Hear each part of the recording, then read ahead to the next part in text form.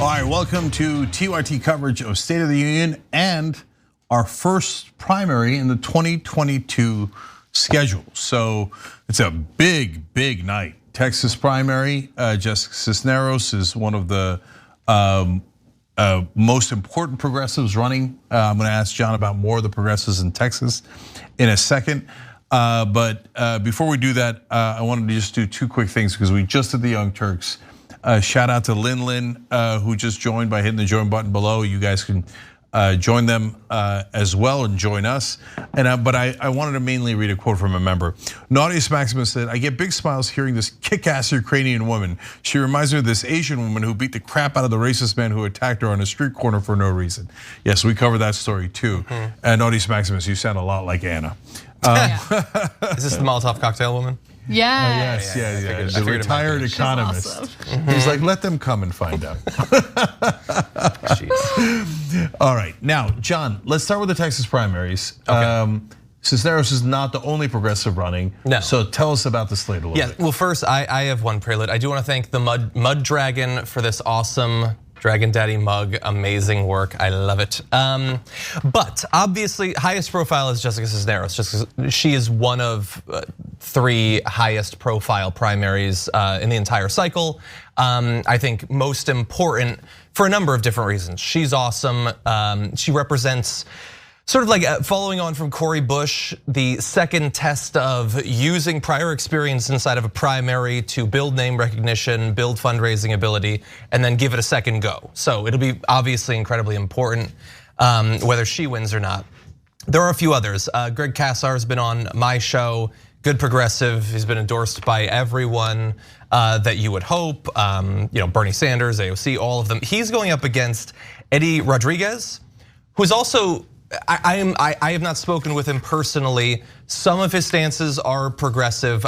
He doesn't have the backing, the endorsements of Greg Kassar, so I can only really speak for him. Lloyd Doggett, who had been an incumbent in a previous district. As a result of the redistricting, he's gonna be running in the 37th district. He's going up against Donna Imam, who has run before. I've spoken with her many times on the Damage Report. She's a good progressive. So that's gonna be an interesting test where you're going up against an incumbent, but not an incumbent for that district really. And so I don't know what percentage of the normal baked in benefits of incumbency would translate over. Obviously some, it depends on how much the district changed in the turnover. Yeah, so look, when we were super mad about Build Back Better and then voting rights, both of them being killed by Democratic I was gonna say incumbents, but it almost sounded like incompetence, which is both correct, unfortunately. But now that Biden's doing so well in foreign policy, it's a little bit muted in that sense. But still, overall, I would still stick with it.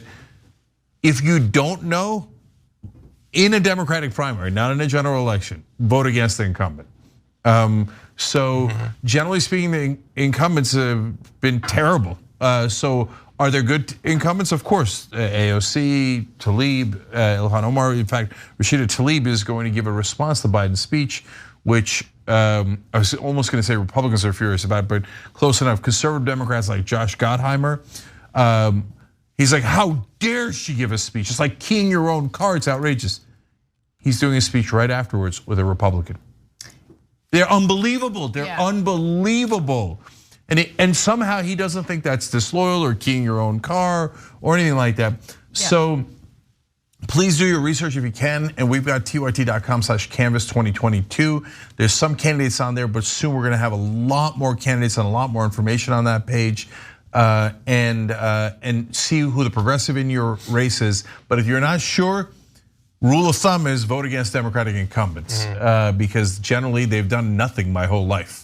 Anna. Right, yeah, I was just gonna say, I mean, look, this is the result of having a 2-party system with the Democratic Party really having several different parties within it, right? You have conservative Democrats, you have actual moderate Democrats or so-called centrists, and then you have progressives.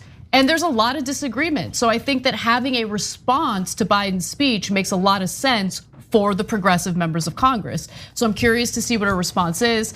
Apparently Biden's going to focus on Build Back Better, which I think is a weird strategy considering how much of a failure that's been. But if you think about it, guys, what are you talking about domestically? Everything is a failure. Totally, 100%. Yeah. Now I know that how he's going to paint it and how Washington sees it, which is like, what are you talking about? We passed COVID relief bill. Trump only passed 2 of those, and we passed 1. Wait. Yeah, exactly. But still, they think it's like a giant accomplishment. And by the way, was it more progressive than the ones Trump passed? Yes, it was. And then we passed the infrastructure bill, and all of our corporate donors are thrilled. I mean, it's going to rebuild bridges. But by the way, it does. It does. It rebuilds bridges and sets up broadband in places that it's desperately needed. So all of these are not black and white issues, but overall, if you said to the Biden team ahead of time, the only thing you're going to pass is infrastructure bill, not the Build Back Better one, but the infrastructure one stripped out just for corporate interests, and COVID relief bill, they would have said, oh, you progressives, you're unbearable. That's outrageous. Of course you're gonna pass way more than that. You guys are always saying we can't do things and we're tied to our corporate donors. No way we're gonna pass all these amazing things like child tax credit and paid family leave and $15 minimum wage and lowering drug prices and free community. None of it. So it's been so Anna, how can he brag? I mean, it's a debacle. No, but including things that he could have done unilaterally, right? Yeah. That the executive branch could have done unilaterally without the approval of Congress. Now, I mean, when we're talking about a global pandemic, the executive branch has the power to expand Medicare unilaterally to ensure every single American is covered. He chose not to do that. He said that he would be willing to cancel $10,000 in student loan debt, which we were critical of because it's not nearly enough. But that could have been a small win for Biden, unwilling to do that. Announce it tonight. I mean, that honestly, would be. He won't. He won't. I haven't read anything he's going to announce. I read a little bit of a preview. Specifically, he told Vladimir Putin to knock it off, not literally, but okay. You better stop that. No, yeah, it's gonna happen. Like somebody leaked it. They're like, oh my God, he's gonna say it was a unilateral, blah blah. Like yeah, it is obviously that's the most obvious thing. So my fear a little bit is we've been previewed that it's gonna be about Build Back Better, a little bit of their domestic accomplishments and the situation in Ukraine, which obviously it needs to be. But there were some in the lead up to the war and even the immediate aftermath who were saying like they arranged this to distract from his things with Ukraine and like to help him, paper over his failed. Well, no, that's obviously not true. He hasn't conspired with Putin to launch a war in Ukraine. But that said, the war is here. Yeah. And so how convenient would it be to make the entire focus that about trying to get people to rally around the flag? I think we're much more likely to see that than really a doubling down on anything specific. Maybe we're gonna try again for Build Back Better, but not, and if we fail, here are the 10 executive orders that I'm gonna do to make good on my campaign promises. Let me be clear about something, okay?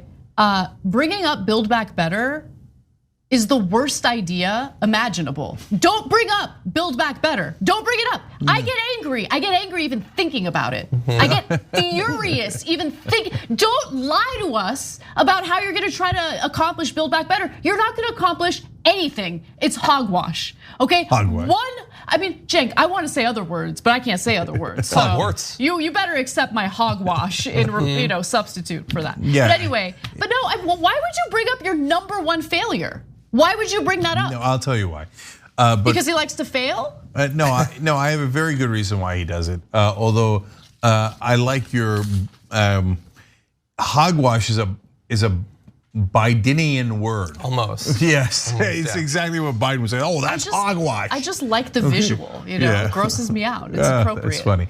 And Edwin, learning so much. We've got dinner coming tonight because it's gonna be a long night. Can you bring some salt? Because Anna's gonna throw it at Biden as he's talking. Okay. It's just like it's like I feel like it's strategy 101. Don't bring up your #1 failure as you're addressing the country. So let me say why. But first, I'm gonna thank Robert Moten. Robert just joined.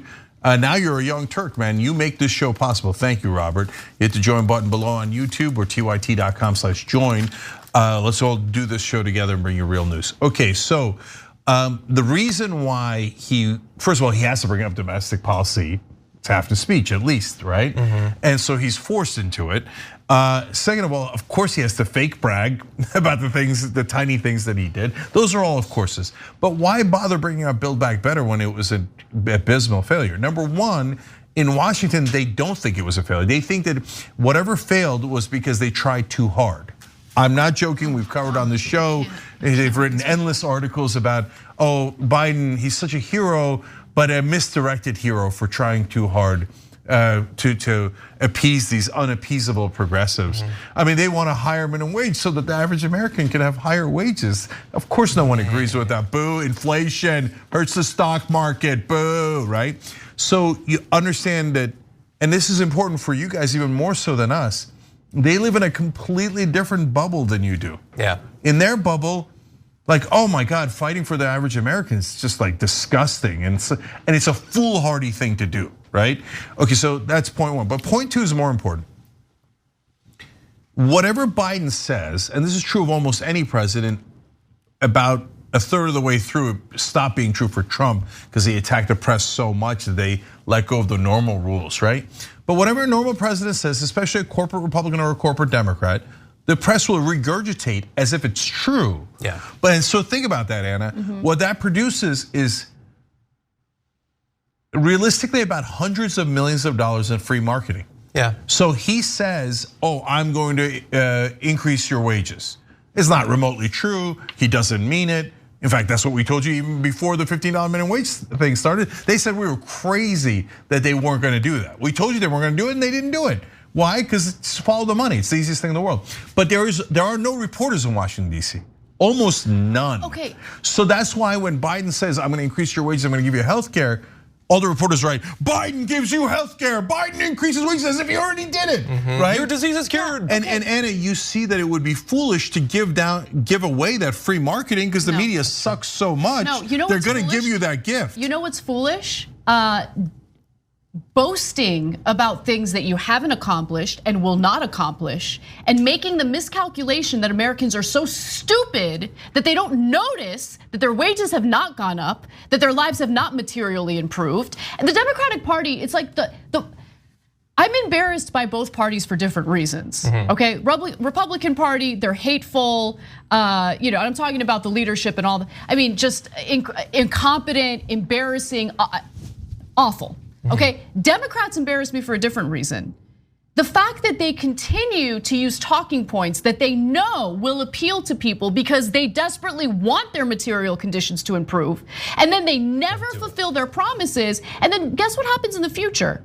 With people like me, by the way, where you have progressive candidates running, and I just don't trust them. I don't trust any of them. I don't, because the Democratic Party over and over again lies to us, sells us all these cute little stories, and they never follow through. They always find some excuse for why they weren't able to accomplish a damn thing.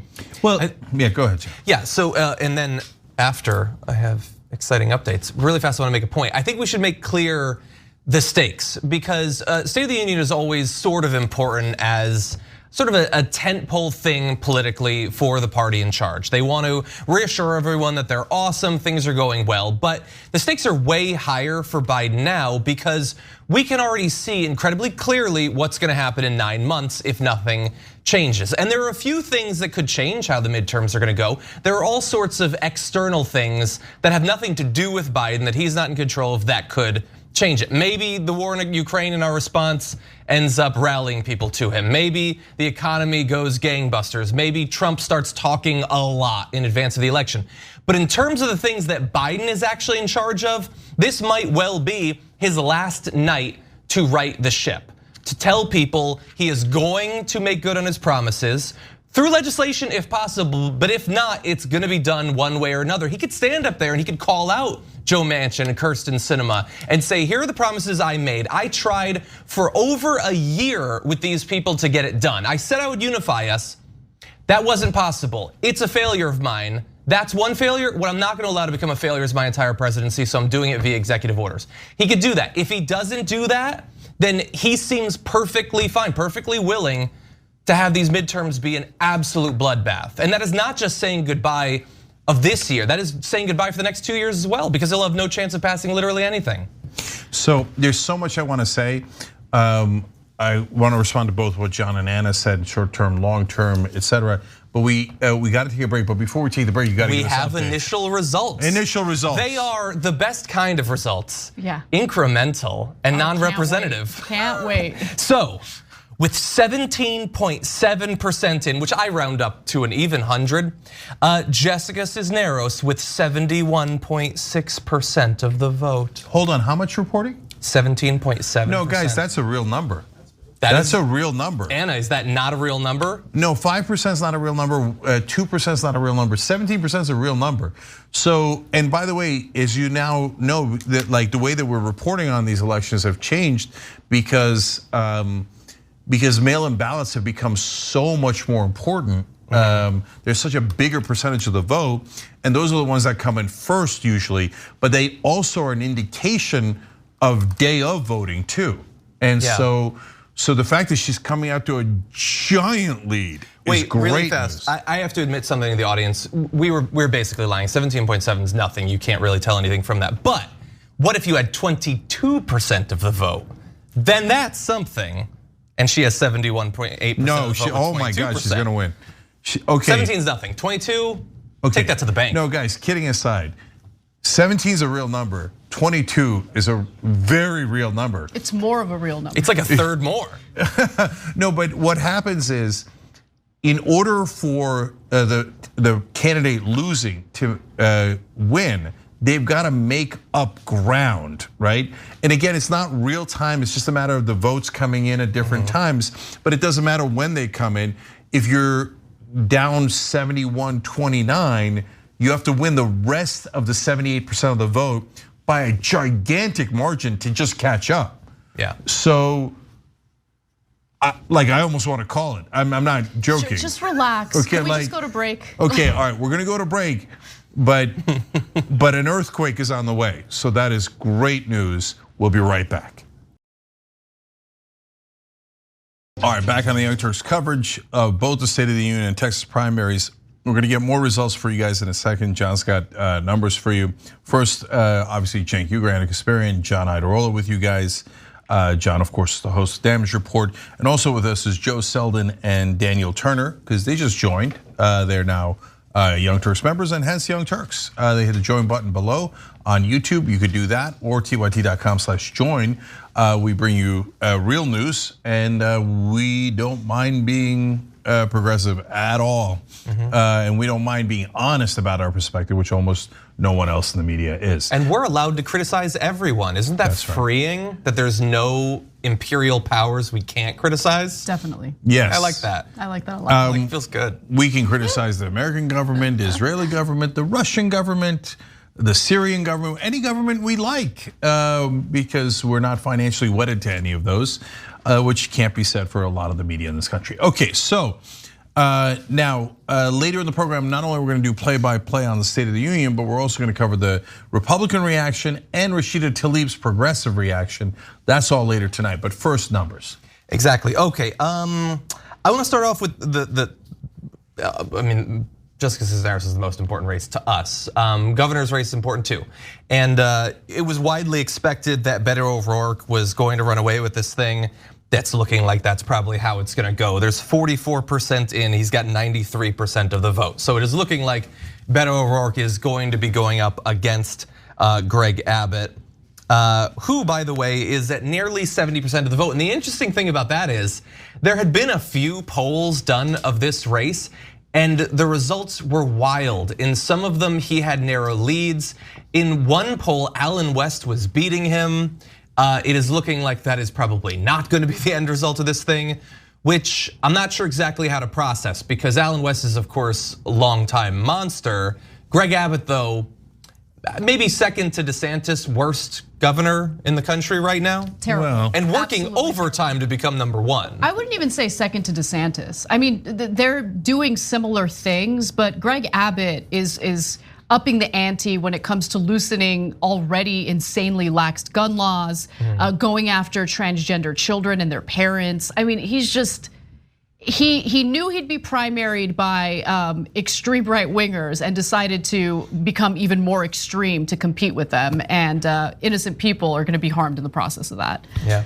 Yeah, I mean, Asa Hutchinson, governor of Arkansas, Republican, of course, is starting to look reasonable compared to. It's insane, yeah, right? Right. Yeah. Like when a Republican governor doesn't say, "Hey, we should let our own voters die," you're like, "Whoa, Yeah. Shocking." What a moderate Republican, right?" So yeah, DeSantis and Abbott are clearly in that running. Kristi Noem in South Dakota is also an awful governor, but DeSantis is a little bit better in keeping the Republican base on his side. But Abbott has been just as deadly. Yeah, because it's not just COVID in his case, it's the deregulation of the energy sector, letting Texans freeze to death and then blaming it on the opposite, right? Oh, if only we hadn't done green energy. Yeah. What? Yeah. Okay, none of that is remotely true. Greg Abbott is a monstrous liar. He's just a terrible guy all around. And with the Allen West of the world are a little bit more obvious. Yeah, that's true. And they're a little bit more aggressive with the press, so the press will then call out Allen West and will call him a radical and all these things. But the press is still scared of mainstream Republicans. Slash agrees with them. They love establishment Democrats and Republicans. So with Greg Abbott, kid gloves. Like they barely ever touched the guy. I mean, he helped and supported the deregulation of that energy industry that definitely got people killed in Texas. They barely laid a glove on him. Yeah. They never even told people what actually happened. All they did was report, well, he says this and the other person says that. And they barely, of course, as usual, they never even reported the progressive position, which was, of course, the factual position. Right. Why was it the progressive position? Because we looked up facts, right? So. And remember, Texas has effectively banned abortion. I mean, the list goes on and on and on. They banned abortion past 6 weeks or until there's a heartbeat detected, meaning it's banned before a woman even realizes she's pregnant. Yeah, and let's also acknowledge that they sort of started the trend of, okay, so every crazy thing we want to do, we're not going to try to like actually make it a law that the state government is going to actually look into. It's all on you. You're all Dog the Bounty Hunter right now.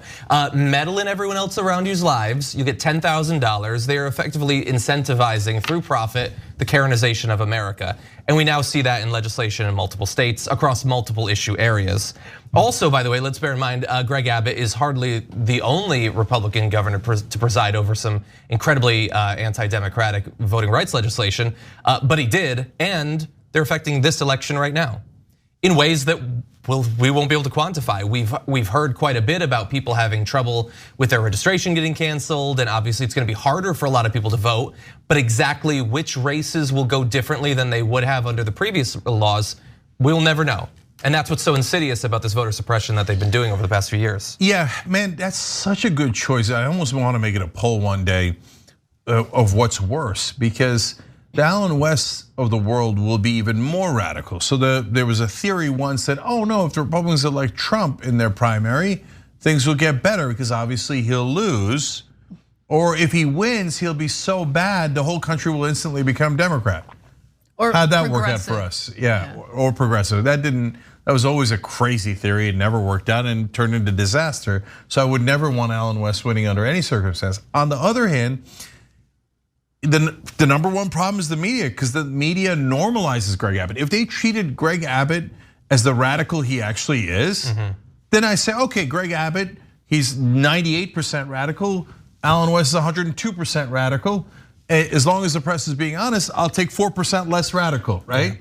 But they don't. The press says Allen West is bad. Greg Abbott is, oh my God, oh, way to go, Greg Abbott, right?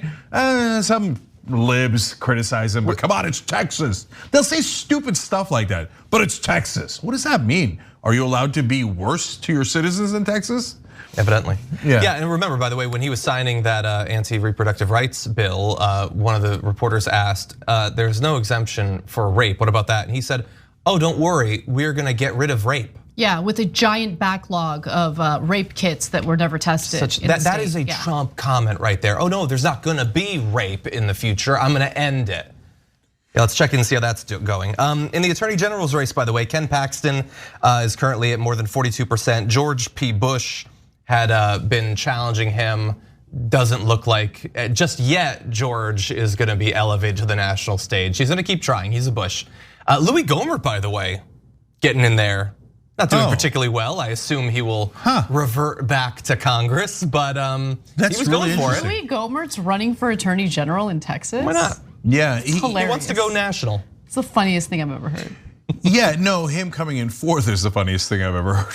That guy, Imagine him trying to pronounce attorney general. You know, he used I don't to be think a you do it. judge. That's insane. It is That insane. is the craziest thing. It really makes you reconsider the stability of the United States. Really, like when people like that are in charge of important positions.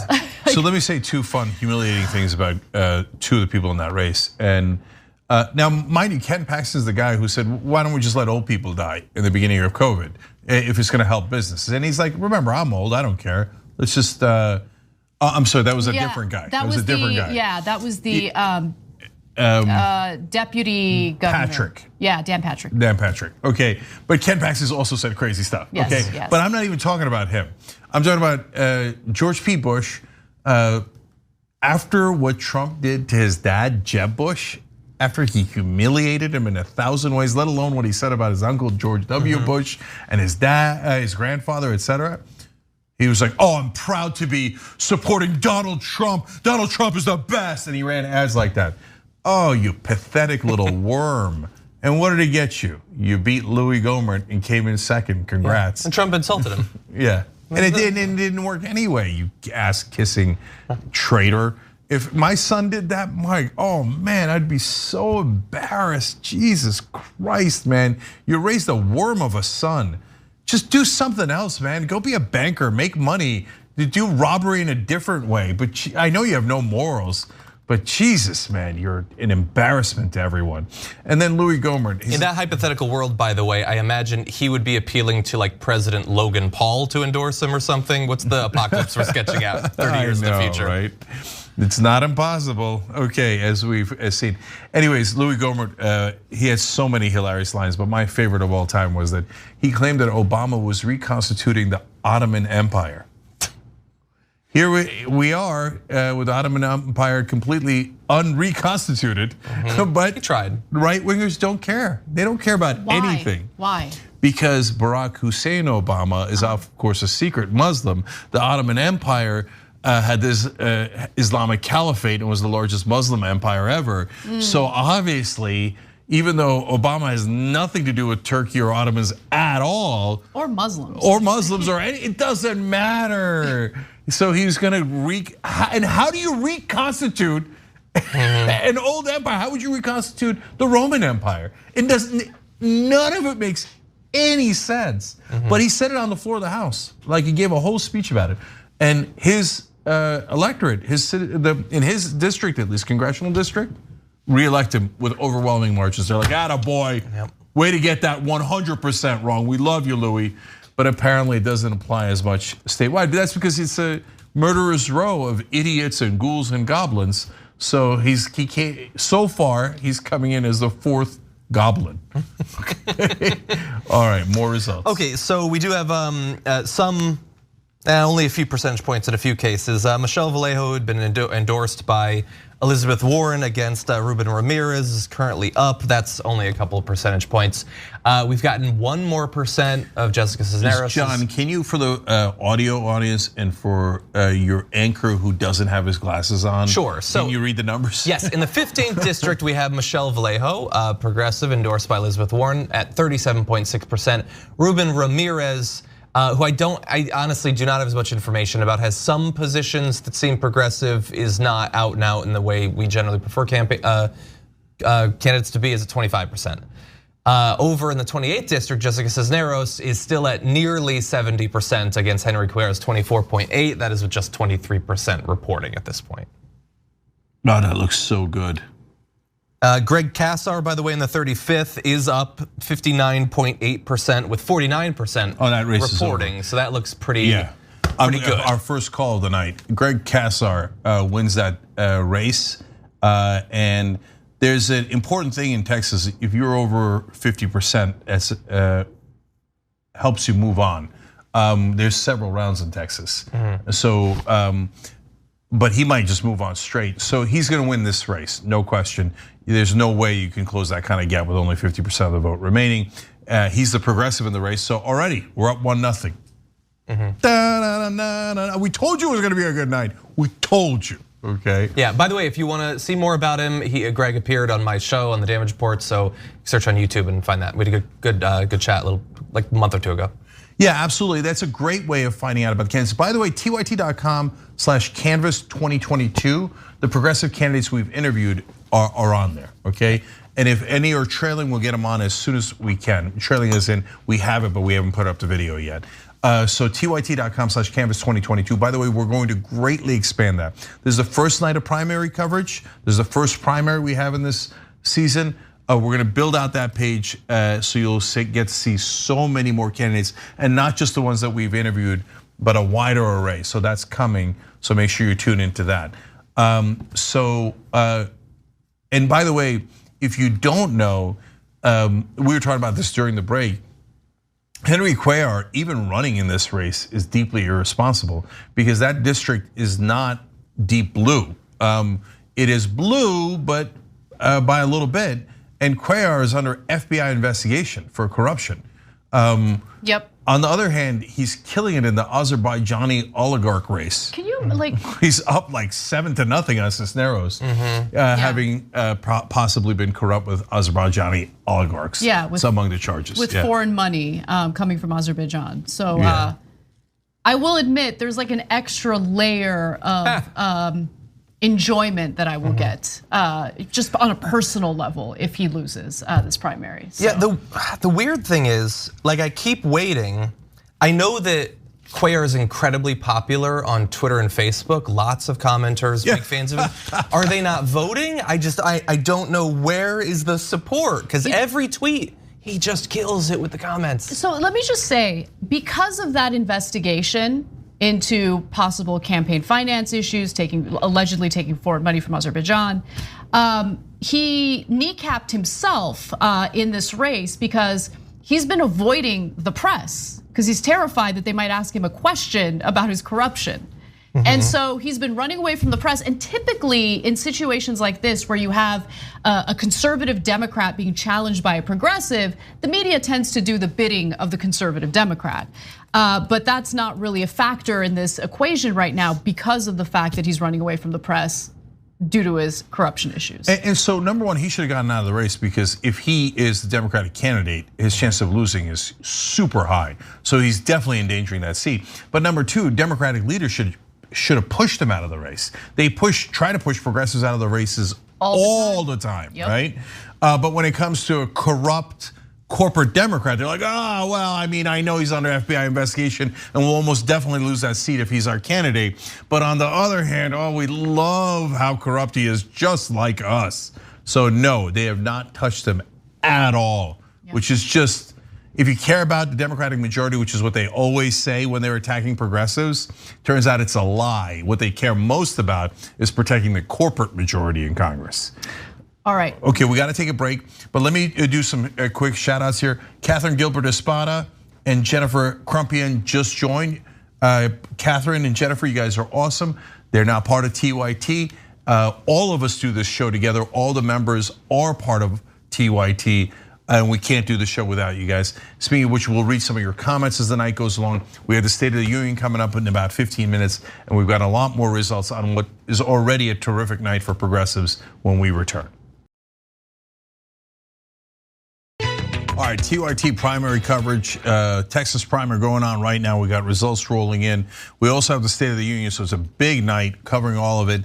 And we also have a war going on. So tons and tons to cover here as we're live all together. Cenk, Anna, John, also Bradley Ulis just became a member and at the premium level. We appreciate that too. If you're watching on YouTube, you just hit that join button below. It's super easy. Everyone else, tyt.com/join. And then we read your comments throughout. In fact, I'm gonna go to Brenda here. Brenda R wrote in on Super Chat. Jessica Mason, anti-poverty activist and veteran, seems pretty progressive in Texas 30 as well. So that's the Dallas area. So we'll check in on her in a minute as well. And then Biggest Justin wrote in on Twitch. Hashtag too strong, hashtag salt dragon, that's Anna. Hashtag justice dragon, that's me. Hashtag dragon daddy, show him the dragon daddy mug. One of our viewers just made this mud dragon, this awesome mug. How cool is that? So are you now accepting the moniker of Dragon Daddy? Well, what you need to understand is for you, something like this, a nickname that seems uncomfortable would be like a big change. I'm just always changing from the last horrible nickname. No, I think Dragon Daddy's freaking awesome. Yeah. You're the daddy of the Everyone dragons. thinks Dragon Daddy's pretty awesome. Yeah. It's sweeping the nation. Yeah. Speaking of cool mugs, I'm not saying anything about this handmade collector's item, toostrongcoffee.com/TYT mug, except I just said it. Okay, made by a progressive woman here in America, and the coffee itself is organic, fair trade, gives money to progressive causes, including just Democrats who are winning tonight. So toostrongcoffee.com/TYT. Okay, but just to finish Justin's point, he said, we are one JR Dragon from the perfect panel. I think JR was gonna be on, but he's got watch lists in the morning. Make sure you're checking that out. That's at 9 a.m. Pacific, noon Eastern. YouTube.com/watchlistTYT. That's how you can watch and you can subscribe. And Justin says, thanks TYT for giving us something to hope for. Hashtag down goes insert corporate Democratic name here. Well, soon, hopefully that name will be Cuellar. Hold. All right, I gotta jump in. David Dayan on Twitter says, important C-SPAN live mic chatter. I think Cruz talking Texas results, and here's the quote from Cruz. The AG race, I think, is going to be a little bumpy. Everything else should be straightforward. Oh, live chatter. What? Live chatter from Ted Cruz? Yeah. Okay. So, Not a fan of take Ken that Paxton, with a or- grain of salt. Yeah, they're talking about the Attorney General race in Texas. Well, just because that's the only one that the results we've read so far, that's not a complete blowout, right?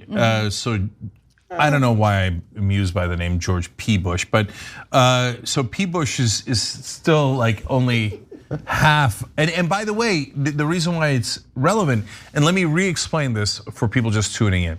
In Texas, you have runoffs. So if no one gets 50%, and Ken Paxton might not get 50%. That's true, yeah. Then he'd have to go into a runoff with George P.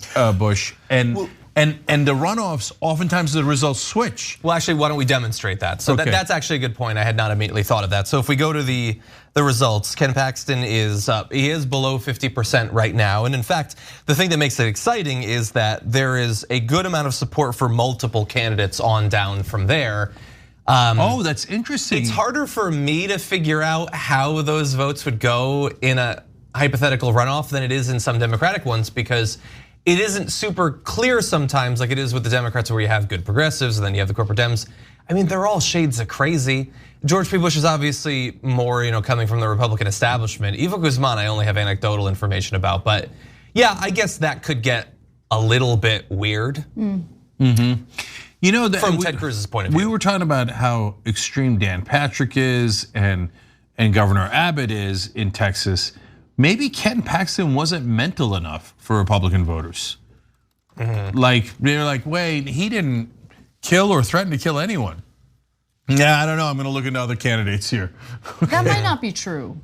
Yeah, I do remember some extreme comments from him. They're not popping in my head now, but it's a 4-person race. It's, by the way, the other two, Eva Guzman and George P. Bush, are probably livid at Louis Gohmert for being in the race. Right. Yeah, that's true. But on the other hand, Gohmert might be taking away enough votes from Paxton to push him into a runoff. So this gets a little complicated in the runoff states. So every state is different. In California, they have an open primary where the top 2 vote getters go to the general election. It doesn't matter if they're even in the same party. But in Texas, you have primaries within their parties. But if no one gets 50% in the primary, they do a second primary, and that's the runoff before you get to the general election. And what's interesting is that Ken Paxton 5 months ago was endorsed by Trump. Apparently, not the strongest endorsement in the game necessarily, buddy. So I want to say something that's important about that because people think like, oh, if Trump endorses someone, that should have a lot of weight, and sometimes it doesn't, and they lose, and they think, oh, Trump's losing power. But most people misunderstand politics, especially the people covering politics on television or really in print journalism, to be honest. Or on the damage report. Right. Totally, especially that. No, damage report nails it. Where am I? It's not just that Trump endorsing someone or attacking someone, and him attacking someone usually hurts more than him endorsing helps. Why? Because of how much press attention it gets. When he endorses someone, it doesn't get that much attention. It's not exciting, it's not a fight. When he attacks someone, it gets a lot of press attention, and then his voters see it. If his voters don't see his endorsement, then did it really happen? It has much less of an effect because politics is all about branding. But when he attacks a fellow Republican, most of the time, not every time, but most of the time he eviscerates them. And it's so spectacular that everybody sees it. Oh my God, did you see what Donald Trump said about that guy's grandmother? Oh, why did he have sex with her? I don't know what happened, right? And so then everybody pays attention, and then all the Trump voters go, oh, me no like that man. Orange man says that man is bad. Me vote against him. But in random endorsement that nobody heard, it's not gonna help you. Yeah. So, yes. By the way, we had someone sent in a comment about Jasmine Crockett, Democratic candidate in the 30th district primary. And I've been looking to her, I had not previously spoken with her, so I don't have the same level of information. She was recently endorsed by Elizabeth Warren. Her list of issues seems progressive. I have not spoken with her. She is, however, though, as of right now, up 46.3% with 55% reporting. So looks like it might end up being a runoff there, but it looks like the more progressive candidate is currently leading. So far, this has been a terrific night for progressive. Jessica Cisneros is crushing. It won't go up though. Okay. I want a couple more percentage points. Yes, that would be great. Not too many. And just a few. I've already called Kassar's race. He's definitely going to come in first. It's not as definite that he's going to get above 50%, but that's already one progressive win in the books. All right, before we got to go to the State of the Union, let me give you guys some shout outs here. The infamous Mr. Joy Boy writes in the member section, hogwash and malarkey is what Biden promised to his progressive voters, and sadly, he delivered on that. He delivered. Yeah. That's also what he nicknames his left and right fists. Well, in domestic policy, that's true. Here, I'll hit you with hogwash. It won't do anything. I'll hit you with malarkey. Here comes malarkey. Right. But it's always a swing and a miss because it's malarkey. That's true. But on foreign policy, he's been good. Eclectic Miscellaneous says TYT primary coverage season. One of the few things that can still get me excited for primaries. Here's to hoping progressives can still get some wins this year. Oh yeah. No, guys, here, let me tell you one other thing that's interesting. All of a sudden, Politico and Washington Post and Axios started doing two things. One was really surprising, covering progressives more. And with a slight bit of respect when they're talking about a progressive candidate. That would never happen, right? Now all of a sudden they're like Jessica Cisneros was treated with a lot of respect by the press. I was kind of shocked by it and I loved it. I'm here for it. I don't want to criticize the press. I want them to do a good job. And by the way, we don't need him to be positive to progressives, just need him to be fair to progressives, right? And so it was a bit shocking that they weren't in spots. My theory is that the 6 no votes on Build Back Better let people know, oh, progressives can vote as a bloc and they can vote no, and you do have to court them. They now officially have power. So you think that those 6 votes meant nothing? I don't think so. I think that was definitely heard in Washington. But then of course the second thing happened, which is ironic but very expected. Then the press started attacking progressives like nuts. So 2 different things. A progressive candidate, whoa, we don't like progressives, but you have to take them seriously because they're winning and they're now using their power in Congress, right? But the ones already in Congress, they're like, we talked to establishment Democrats, and then of course they don't frame it that way. Axios has now written like half a dozen stories about, we talked to senior Democrats, important Democrats, by which they mean conservative corporate Democrats. And they say the progressives are really hurting the Democratic Party. So everybody remember, progressives bad, hurting Democratic Party, nonstop. Well, to be fair, yes, they do talk to the more right-wing Democrats, but they also talk to the center-left third way. So that's they call third way center left. I mean, it's just an atrocity in journalism. Third way is literally a corporate PAC designed to capture the Democratic Party in favor of corporations, and they called them center left, and then said, "Oh, they agree, progressives are awful." Oh, shut up. Honestly, sometimes Axios breaks good stories, but they've been just horrible in their political coverage. In the last 3 months, they've been the absolute worst. If you like, you're gonna get a hit piece on progressives every week. Okay, obviously we're waiting on the State of the Union. We like the moment where the president walks in. Hopefully we'll catch that. Ladies and gentlemen, the president later on says. I'm still old school in that way. I know it's all theatrics, etc., and it's just a bunch of malarkey and hogwash. But I like when the president comes in. The other thing that I like is when the ass kissers crowd up and I shook the president's hand. You're a U.S. congressman or senator. Have some self-respect, right? Like, so and by the way, you know why they do that? That's also old school, because then you're gonna get in the camera shot, and your voters are gonna see you, and then that's gonna be good, positive marketing for you. Your also, it ain't that probably impressive. Not even watching this. Like, let's just keep it real. I know, it's you so shook his old. hand. He's massaged half the people in that room. Like, oh my God. Come on. Give me something more impressive than a handshake, seriously. Like a pat on the head, I don't know. But kind of literally though, okay. Development here that is relatively irrelevant, but I'll give it to you anyway. They just lifted the rules on mask wearing at the House. And Nancy Pelosi is also not going to wear a mask tonight. And so she announced that ahead of time. Bold. Marjorie Greene's effective income just skyrocketed. She was just blowing all of it on the mask fines for months now. Oh yeah, that's true. That's true. Yeah. All of her money. Yeah, but by the way, that is the correct decision. Yeah, I agree. Yeah, Omicron is really weak. I don't mean to get in its face, and I certainly don't want it to get in my face, but it doesn't go into your lungs. If you're vaccinated and boosted, you're relatively safe, and all the numbers have gone down dramatically in America.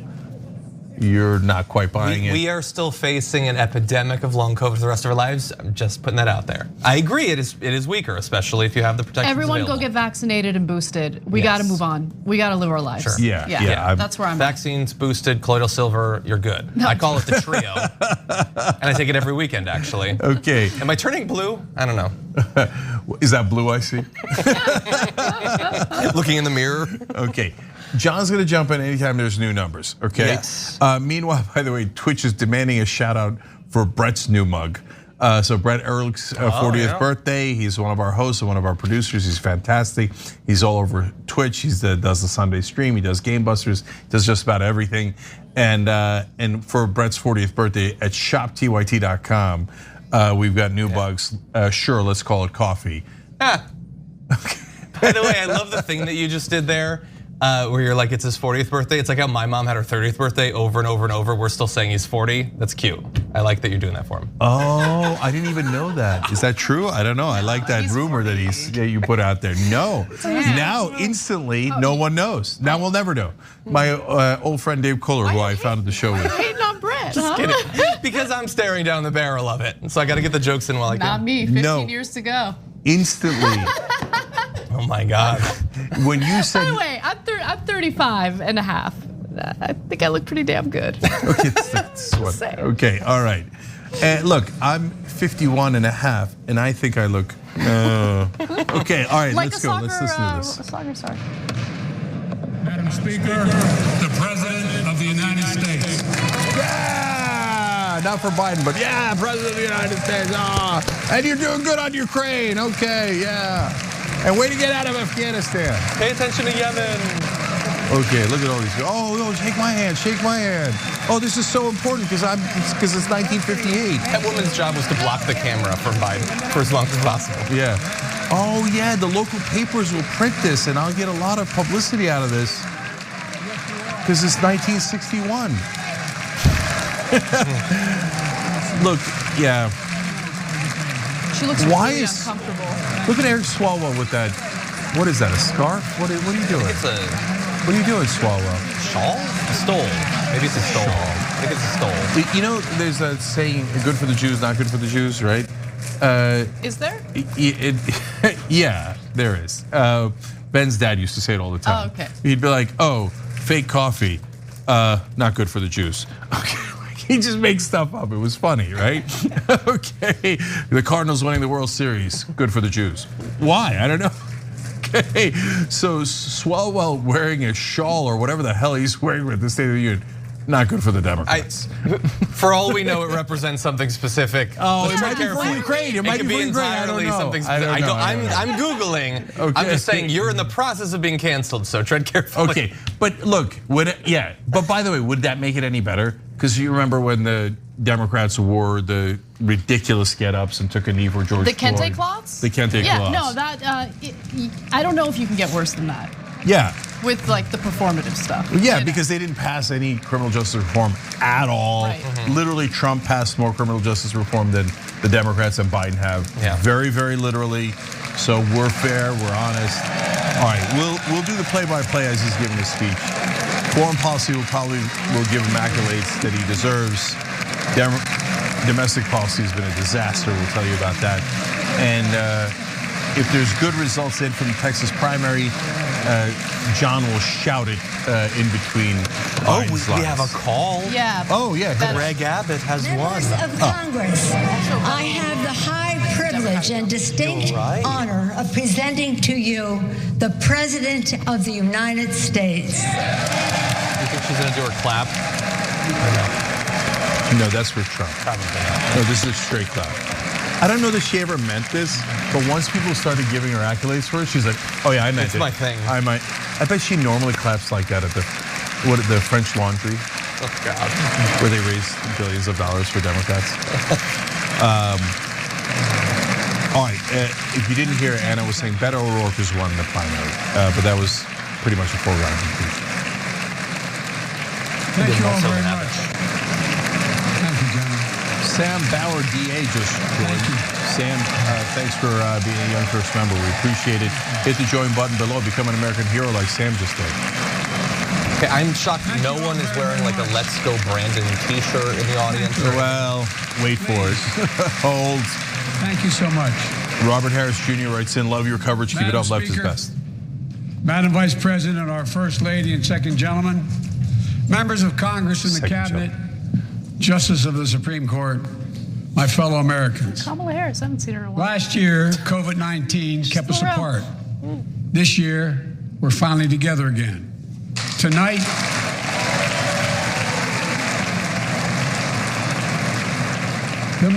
we meet as Democrats, Republicans, and Independents, but most importantly, as Americans, with the duty to one another, to America, to the American people, to the Constitution, and an unwavering resolve that freedom will always triumph over tyranny.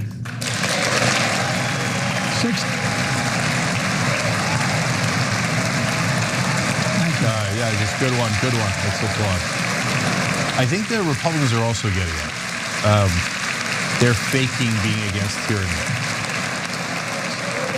But like we've said, a lot of the Republicans are against Russia's Vladimir Putin sought to shake the very foundations of the free world, thinking he could make it bend to his menacing ways.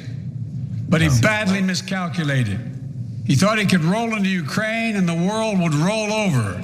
Instead, he met with a wall of strength he never anticipated or imagined. He met Ukrainian people. Oh, good. I'm glad he gave, that's a good, strong start mentioning the Ukrainian people, although he almost said that Putin went into a mall of strength. Maybe that's where Swalwell bought the show. Zelensky, to every Ukrainian, their fearlessness, their courage, their determination literally inspires the world. Groups of citizens blocking tanks with their bodies. Everyone from students to retirees to teachers turned soldiers defending their homeland. And in this struggle, President Zelensky said in his speech to the European Parliament, light will win over darkness. The Ukrainian ambassador to the United States is here tonight, sitting with the First Lady. Let each of us, if you're able to stand and send an unmistakable signal to the world of Ukraine. Thank you. Thank you, thank you, thank you.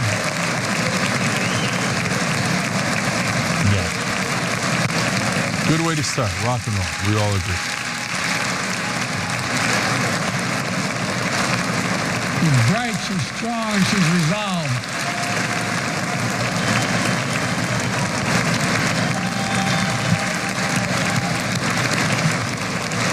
Man, Putin miscalculated. He really did. The whole world turned on him. Yes. He did not see that coming. We, the United States of America, stand with the Ukrainian people. Throughout our history, we've learned this lesson. When dictators do not pay a price for their aggression, they cause more chaos. They keep moving. And the cost, the threats to America and America to the world keeps rising. That's why the NATO alliance was created, to secure peace and stability in Europe after World War II. The United States is a member, along with 29 other nations. It matters. American diplomacy matters. American resolve matters. Putin's latest attack on Ukraine was premeditated and totally unprovoked. He rejected repeated efforts at diplomacy. He thought the West and NATO wouldn't respond. He thought he could divide us at home, in this chamber, in this nation. He thought he could divide us in Europe as well. But Putin was wrong. We are ready. We are united, and that's what we did. We stayed united. We prepared extensively and carefully. We spent months building coalitions of other freedom-loving nations in Europe and the Americas, from America to the Asian and African continents, to confront Putin. Like many of you, I spent countless hours unifying our European allies. We shared with the world in advance what we knew Putin was planning and precisely how we would try to falsify and justify his aggression. But even that we countered Russia's lies with the truth. And now that he's acted, the free world is holding him accountable, along with 27 members of the European Union, including France, Germany, Italy, as well as countries like the United Kingdom, Canada, Japan, Korea, Australia, New Zealand, and many others. Even Switzerland are inflicting pain on Russia and supporting the people of Ukraine. Putin is now isolated from the world more than he has ever been. Together,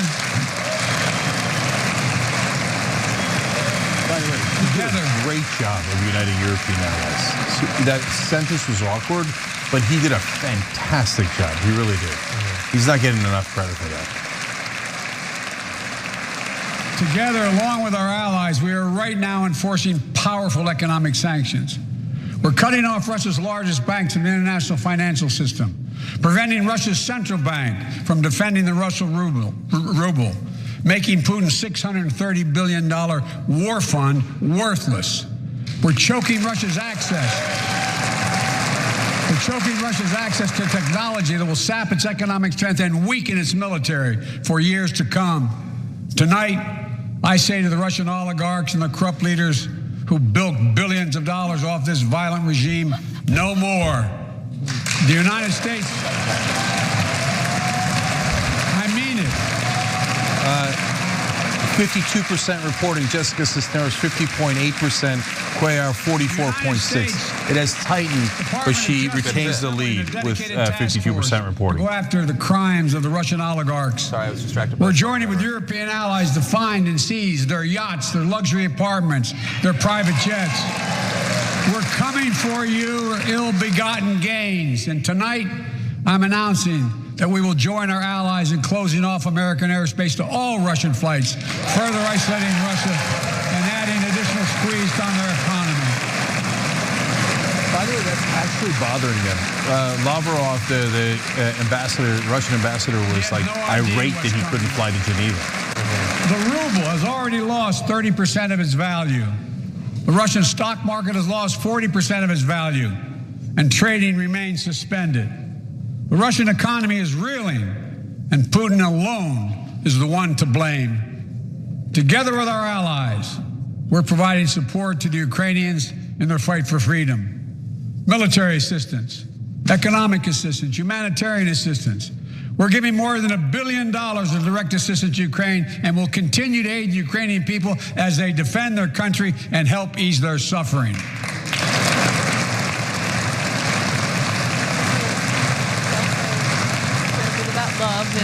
social spending here in the United States. That'd be nice too. Yeah, well, that would be Let great. me be clear. Our forces are not engaged and will not engage in the conflict with Russian forces in Ukraine. Our forces are not going to Europe to fight Ukraine, but to defend our NATO allies in the event that Putin decides to keep moving west. For that purpose, we have mobilized American ground forces, air squadrons, ship deployments to protect NATO countries, including Poland, Romania, Latvia, Lithuania, and Estonia. And as I've made crystal clear, the United States and our allies will defend every inch of territory that is NATO territory with the full force of our collective power. Every single inch. But very specific, not sending forces in, which has been consistent. He keeps saying that, but he's saying it now. He's striking a really good balance. By the way, the other thing is competence, right? If Trump was president, Ukrainians are fighting back with there's no pure way we would have united allies and done these sanctions effectively. Weeks and months. He'd be extorting Ukraine right now. Putin has unleashed violence and chaos. But while he may make gains on the battlefield, he'll pay a continuing high price over the long run. And a pound of Ukrainian people, the proud, proud people, pound for pound, ready to fight with every inch of energy they have. They've known 30 years of independence, have repeatedly shown that they will not tolerate anyone who tries to take their country backwards. To all Americans, I'll be honest with you, as I always promised I would be. A Russian dictator invading a foreign country has cost around the world. And I'm taking robust action to make sure the pain of our sanctions is targeted at Russian economy and that we use every tool at our disposal to protect American businesses and consumers. Tonight, I can announce the United States has worked with 30 other countries to release 60 million barrels of oil from reserves around the world. America will lead that effort, releasing 30 million barrels of our own strategic petroleum reserve. And we stand ready to do more if necessary, united with our allies. These steps will help blunt gas prices here at home, but I know news about what's happening can seem alarming to all Americans. But I want you to know we're going to be okay. We're going to be okay. When the history of this era is written, Putin's war in Ukraine will have left Russia weaker and the rest of the world stronger.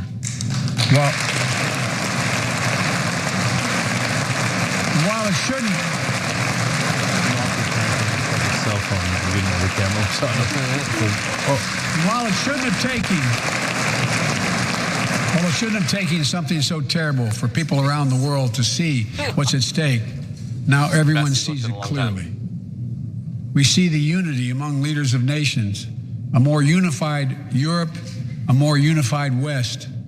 We see unity among the people who are gathering in cities and large crowds around the world, even in Russia, to demonstrate their support for the people of Ukraine.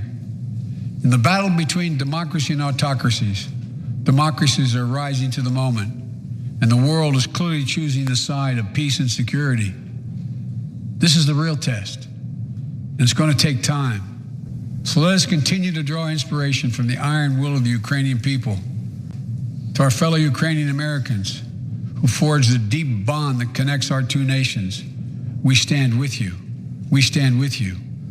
Putin may circle Kyiv with tanks, but he'll never gain the hearts and souls of the Iranian people.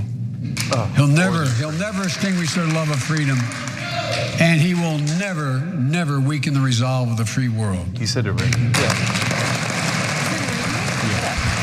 So look, he's got issues. Like, he's doing well on policy, but when he's got to speak for an hour to 90 minutes, it's the wheels are a little loose. Tonight, in an America that has lived through two of the hardest years this nation has ever faced.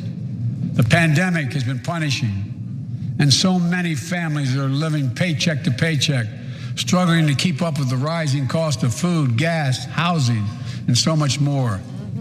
I understand, like many of you did. My dad had to leave his home in Scranton, Pennsylvania to find work. So like many of you, I grew up in a family when the price of food went up, it was felt throughout the family. It had an impact. That's one of the first things I did as president was fight to pass the American Rescue Plan. Because people were hurting. We needed to act, and we did.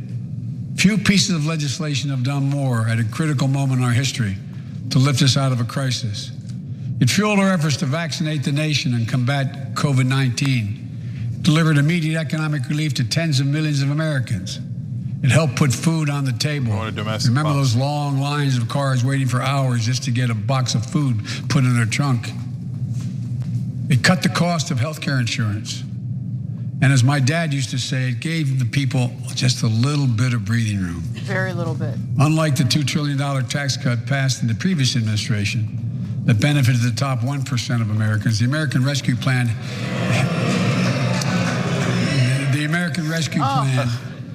that's so embarrassing. And left no one behind. Oh God! That cameraman is getting so dirty. Yeah. It's almost as if Chuck knew what was in the speech. And it worked. Give them a copy ahead of time. It worked. And so the Republicans knew they were going to groan at that line because they all have the speech. So they almost practiced their groans. Yeah.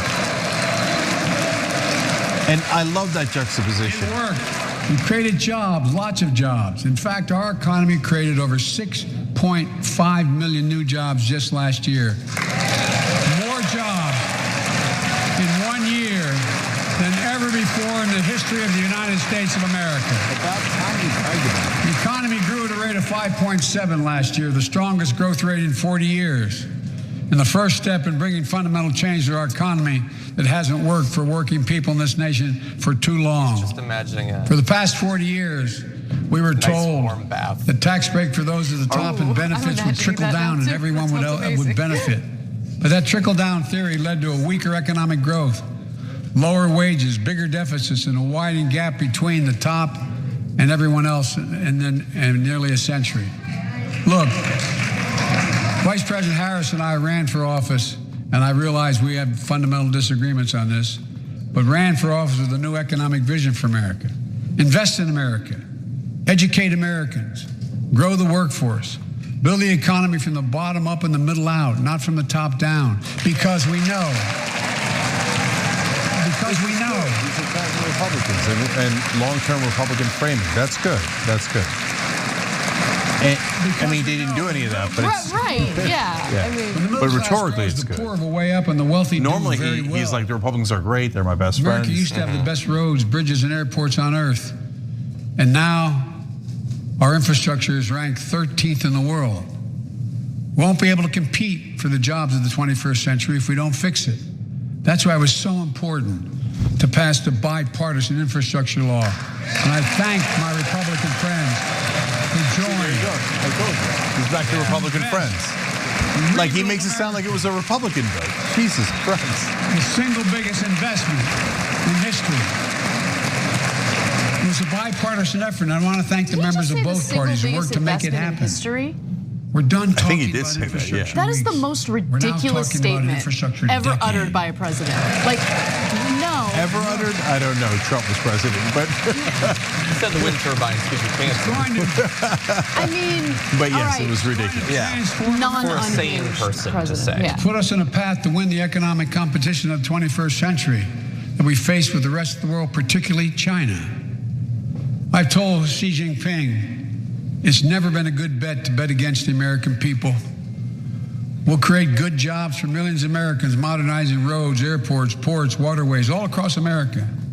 And we'll do it to withstand the devastating effects of climate change and promote environmental justice. We'll build a national network of 500,000 electric vehicle charging stations. Begin to replace the poisonous lead pipes so every child, every American has clean water to drink at home and at school. Applause lines. And Cruz checking out the room was kind of funny. Thinking about Cancun, of course. High-speed internet for every American. Rural, suburban, urban, and tribal communities. 4,000 projects have already been announced. Many of you have announced them in your districts. And tonight, I'm announcing that this year, we will start fixing over 65,000 miles of highway and 1,500 bridges in disrepair. And folks, that's a good thing, but their donors will also make tons and tons of money from that. When we use taxpayers' dollars to rebuild America, we're going to do it by buying America. Buy American products. Support American jobs. TYT. American made. The federal government spends about $600 billion a year to keep this country safe and secure. There's been a law on the books for almost a century to make sure taxpayers' dollars support American jobs and businesses. Every administration, Democrat and Republican, says they'll do it, but we're actually doing it. We'll buy America to make sure everything from the deck of an aircraft carrier to the steel on highway guardrails is made in America from beginning to end. All of it. All of it. They all should have been doing that. It's so obvious. But I'm glad he did it. It makes a little bit of a difference. Why shouldn't the American government buy products made in America? Jobs of the future. We also need a level playing field with China and other competitors. That's why it's so important to pass the Bipartisan Innovation Act sitting in Congress that will make record investments in emerging technologies and American manufacturing. We used to invest almost 2% of our GDP in research and development. We don't now. China is. Let me give you one example why it's so important to pass. If you travel 20 miles east of Columbus, Ohio, you'll find 1,000 empty acres of land. It won't look like much, but if you stop and look closely, you'll see a field of dreams. The ground on which America's future will be built. That's where Intel, the American company that helped build Silicon Valley, is going to build a $20 billion semiconductor megasite, up to 8 state-of-the-art factories in one place, 10,000 new jobs. And in those factories, the average job about $135,000 a year. Some of the most sophisticated manufacturing in the world to make computer chips the size of a fingertip, that power the world in everyday lives, from smartphones, technology, the internet, technology is yet to be invented. But that's just the beginning. Intel CEO Pat Gelsinger, who was here tonight, I don't know where Pat is. Pat, there you go, Pat, stand up. All right.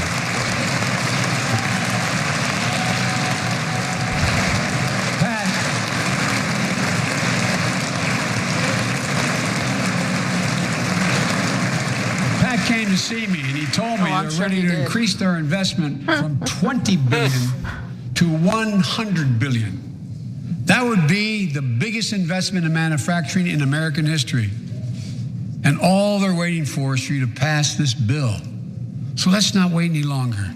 Send it to my desk, I'll sign it, and we'll really take off in a big way. Is he talking about Build Back Better? When did that not at all transition clear. happen? I don't know. Is he talking about it without naming it because Intel it's too embarrassing to name it? There's something happening in America. Just look around and you'll see an amazing story. The rebirth of pride that comes from stamping products made in America. The revitalization of American manufacturing. Companies are choosing to build new factories here when just a few years ago they would have gone overseas. That's what's happening. Ford is investing $11 billion in electric vehicles, creating 11,000 jobs across the country. GM is making the largest investment in its history. No wonder. $7 billion. Jennifer in electric Granholm, vehicles, creating old colleague of 4,000 ours from jobs Current in TV. Michigan. All told, 369,000 new manufacturing jobs were created in America last year alone. Folks, you're salt dragon. She's very sweet. Yes. Powered by people I've met like JoJo Burgess from generations of union steelworkers in Pittsburgh, who's here with us tonight. Where are you, JoJo? There you go. Thanks, buddy. Where are you, JoJo? Thanks, buddy. Sherry Brown says.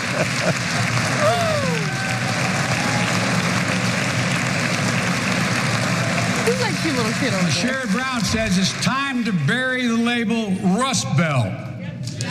It's time to see the what used to be called Rust Belt become the home of a significant resurgence of manufacturing. And with all bright spots in our economy.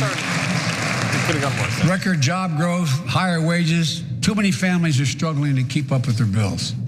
Inflation is robbing them of gains they thought otherwise they would be able to feel. I get it. That's why my top priority is getting prices under control. Look, our economy roared back faster than almost anyone predicted.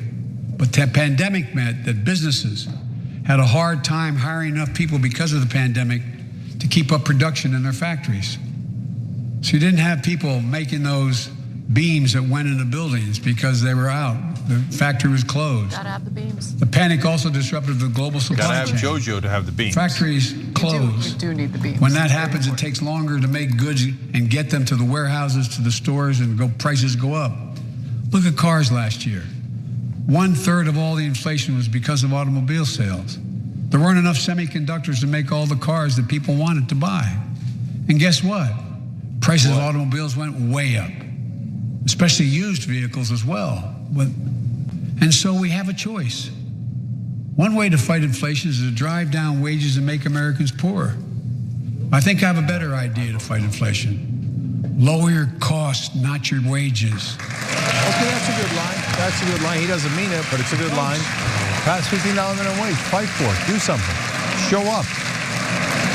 He helped kill $15 minimum wage. It's a good line, but it's That full of means malarkey. make more cars and semiconductors in America. More infrastructure and innovation in America. More goods moving faster and cheaper in America. Goods. More jobs where you can earn a good living in America. JoJo, America. Instead of relying on foreign supply chains, let's make it in America. Corn pop, America. Look, That's probably not providing a lot of opportunity for Republicans to be all angry at him for things he's saying. It's hard to oppose this stuff. Yeah, but at the same time, if it's overly bland, is that inspiring? Successful? See, that's a good twist, where the Democrats are chanting USA, USA. all this increasing the productive capacity Flip of the frame. our economy. I call it building a better America. My plan to fight inflation will lower your cost and lower the deficit. 17 Nobel laureates in economics said my plan will ease long-term inflationary pressures. Cool, you should Top fight for business it. leaders, and I believe most Americans support the plan. And here's the plan. First, cut the cost of prescription drugs. Come on. No, he's not planning to do that at all. It's totally unrealistic. The Democrats don't want to do it either. They're totally lying. In America and any other country in the world. Just look at insulin. 1 in 10 Americans has diabetes. Let's look at In insulin. Virginia, I met a 13-year-old boy, the handsome young man standing up there, Joshua Davis. I knew they were going to record him at some point. No, that's the He gallery and his where they dad put the both people. have type 1 diabetes. Little kids don't randomly show up to They this need insulin every meeting. single day. Insulin costs about $10 a vial to make. That's what it kids in costs little the suits. I think it's the pharmaceutical most company. cutest thing ever. But Totally. drug companies charge families like Joshua and his dad up to 30 times that amount. I spoke with Joshua's mom.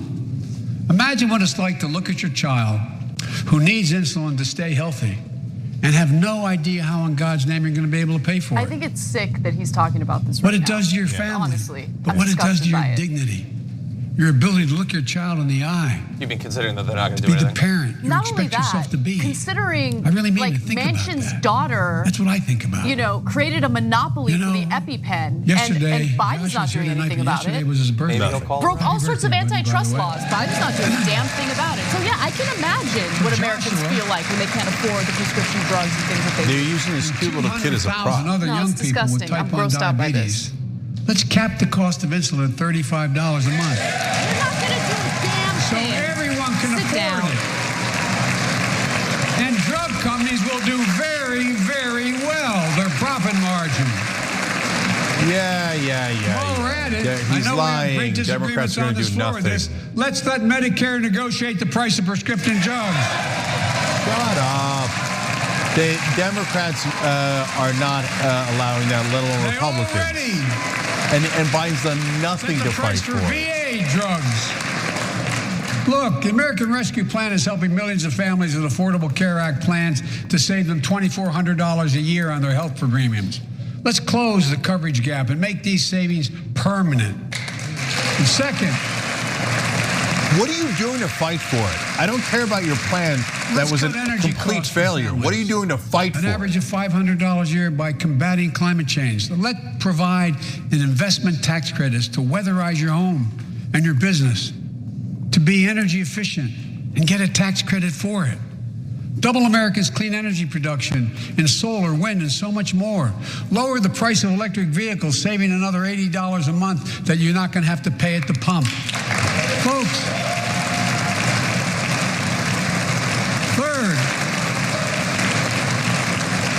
the third thing we can do to change the standard of living for hardworking folks is cut the cost of child care.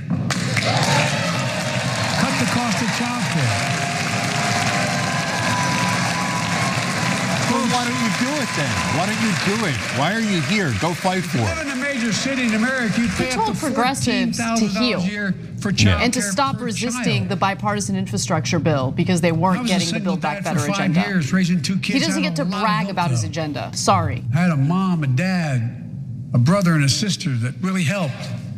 But middle class and working folks shouldn't have to pay more than 7% of their income to care for their young children. My plan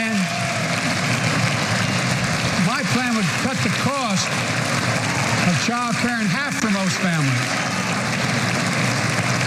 and help parents, including millions of women who left the workforce during the pandemic because they couldn't afford child care, to be able to get back to work, generating economic growth. But my plan doesn't stop there. It also includes home and long-term care, more affordable housing, pre-K for 3- and 4-year-olds. All these will lower costs to families. We won't acknowledge Under my why plan, it failed. nobody, let me say this again, nobody earning less than $400,000 a year will pay an additional penny in new taxes. Not a single penny. Go to Republican framing about how taxes are the problem and don't worry, you're not going to pay any taxes. Yeah, don't worry, because he's not going to pass anything. But my guess is if we took a secret ballot in this floor, that we'd all agree that the present tax system ain't fair. We have to fix it. So why, when you take a regular ballot, does it fail? Corporations and wealthy Americans start paying their fair share. Look, last year,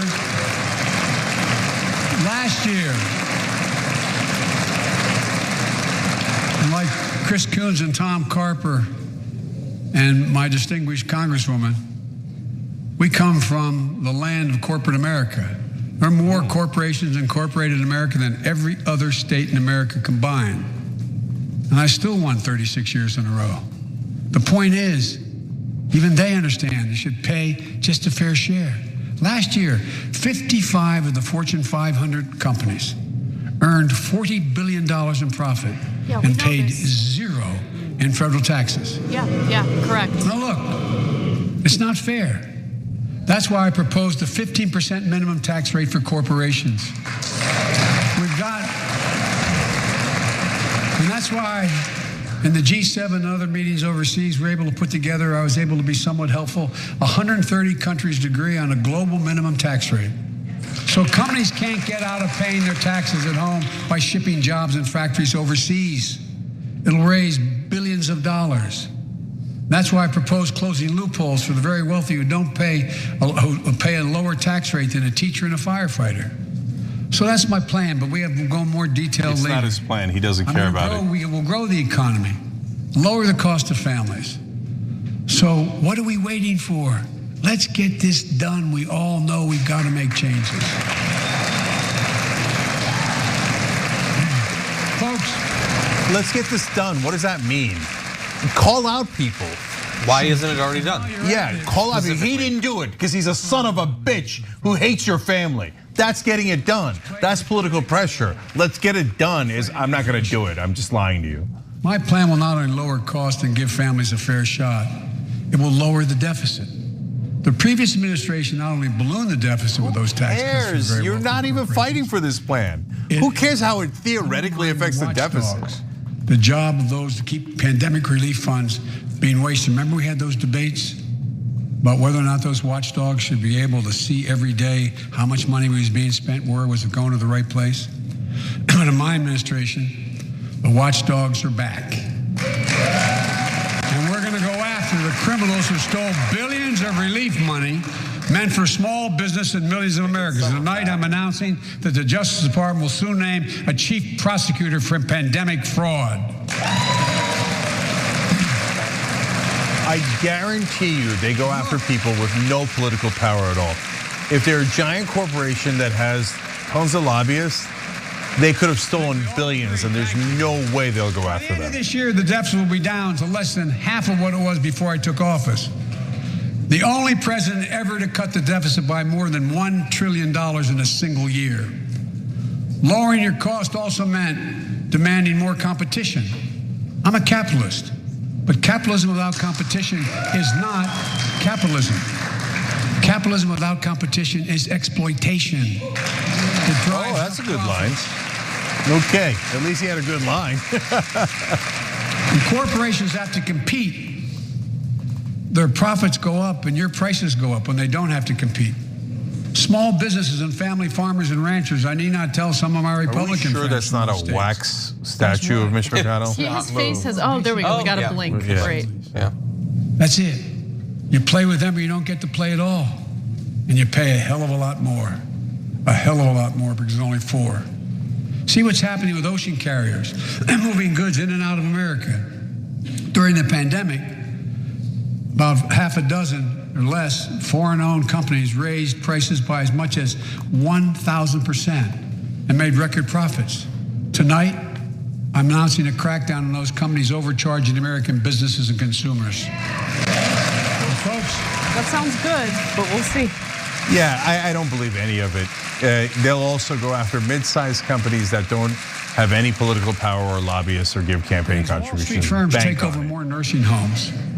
Quality in those homes has gone down, and costs have gone up. That ends on my watch. Medicare is going to set higher standards for nursing homes and make sure your loved ones get the care they deserve and that they inspect and they will look at closely. We're also going to cut costs to keep the economy going strong and giving workers a fair shot, provide more training and apprenticeships, hire them based on skills, not just their degrees. Let's pass the Paycheck Fairness Act and paid leave. Raise the minimum wage to $15 an hour and extend the child tax credit so no one has to raise a family in poverty.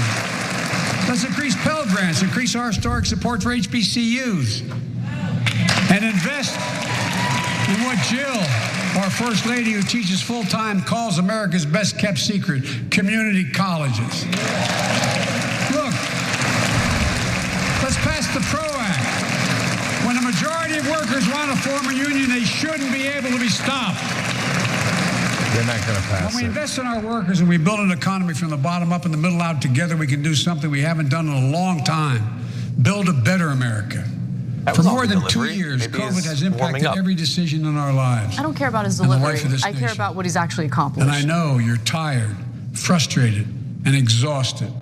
Oh, yeah. That doesn't even count the close to 1 million people who sit at a dining room table or a kitchen table and look at an empty chair because they lost somebody. But I also know this, because of the progress we've made, because of your resilience and the tools that we have been provided by this Congress, tonight I can say we're moving forward safely back to a more normal routines. We've reached a new moment in the fight against COVID-19, where severe cases are down to a level not seen since July of last year. Just a few days ago, the Center for Disease Control and Prevention issued a new mask guidelines. Under the new guidelines, most Americans and most of the country can now go mask-free. And based on projections, more of the country will reach a point across the next couple of weeks. And thanks to the progress we've made in the past year, COVID-19 no longer need control our lives. I know some are talking about living with COVID-19, but tonight I say that we never will just accept living with COVID-19. We'll continue to combat the virus as we do other diseases. And because this virus mutates and spreads, we have to stay on guard. And here are 4 common sense steps as we move forward safely, in my view. First, stay protected with vaccines and treatments. We know how incredibly effective vaccines are. If you're vaccinated and boosted, you have the highest degree of protection. We'll never give up on vaccinating more Americans. Now, I know parents with kids under 5 are eager to see their vaccines authorized for their children. Scientists are working hard to get that done, and we'll be ready with plenty of vaccines if and when they do. We're all ready. We are also ready with antiviral treatments. If you get COVID-19, the Pfizer pill reduces your chances of ending up in the hospital by 90%. I've ordered more pills than anyone in the world has. Pfizer is working overtime to get us 1 million pills this month and more than double that next month. And now we're launching the Test to Treat initiative. So people can get tested at a pharmacy, and if they prove positive, receive the antiviral pills on the spot at no cost. Folks, see, this stuff I think he should brag about. He made the vaccine distribution great, widely available. Or have some other vulnerability. Anyone who wants to get vaccinated, anyone who wants to get these treatments can get it. He's not responsible for the fact that a significant chunk won't. Right, exactly. On testing, I would like him to think about it on a global level, especially in low-income countries. Free to your doorstep. And we've already ordered free tests. If you already ordered free tests tonight, I'm announcing you can order another group of tests. Go to covidtest.gov starting next week, and you can get more tests. We just got our tests. Second, I got mine pretty quick, actually. It took us forever to get our tests. Yeah. Over the past, we've gotten much better at detecting new variants.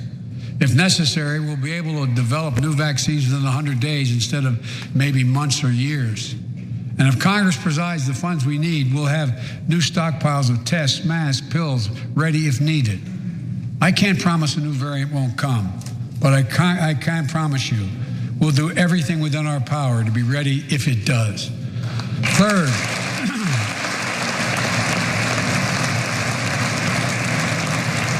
we can end the shutdown of schools and businesses. We have the tools we need. It's time for America to get back to work and fill our great downtowns again with people. People working from home can feel safe and begin to return to their offices. We're doing that here in the federal government.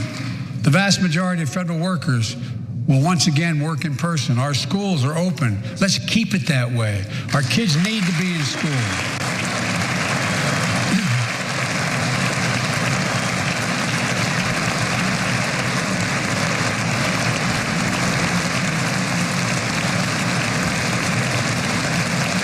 With 75% of adult Americans fully vaccinated, and hospitalizations down by 77%. Most Americans can remove their masks and stay in the classroom and move forward safely. We achieved this because we provided free vaccines, treatments, tests, and masks. Of course, continuing this costs money, so I'll not surprise you. I'll be back to see you all. And I'm going to soon send a request to Congress. The vast majority of Americans have used these tools and may want again.